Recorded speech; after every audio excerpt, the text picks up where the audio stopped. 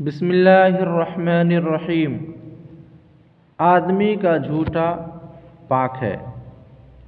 آدمی کا لعاب یعنی تھوک اور اس کا جھوٹا شرعاً پاک ہے، اور اس میں مسلمان، کافر، وضو، بے وضو، حائضہ یعنی حیض والی عورت، غیر حائضہ یعنی حیض والی عورت نہ ہو، اس میں کوئی فرق نہیں، بشرطے کہ منہ کے اندر کوئی ظاہری نجاست یعنی گندگی نہ لگی ہو۔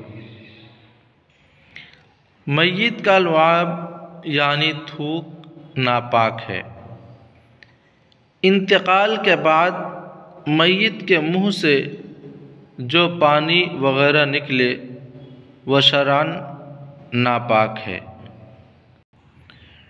دودھ پیتے بچے کا پیشاب ناپاک ہے۔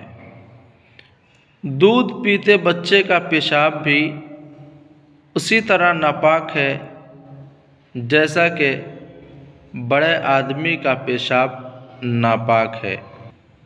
البتہ حدیث میں دودھ پیتے بچے کے پیشاب کے پاک کرنے کا طریقہ جو ہے اس میں قدر تخفیف کی گئی ہے۔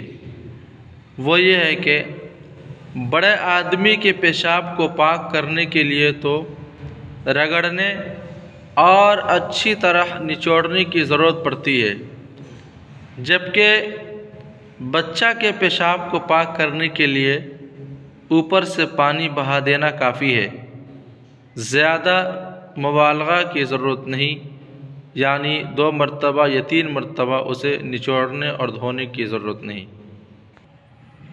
دودھ پیتے بچہ کی قے کا حکم۔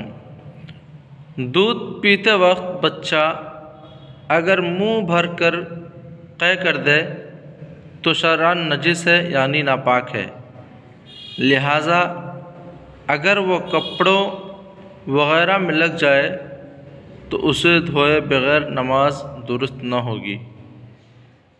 حوالہ کتاب المسائل، جلد 1، صفحہ 111۔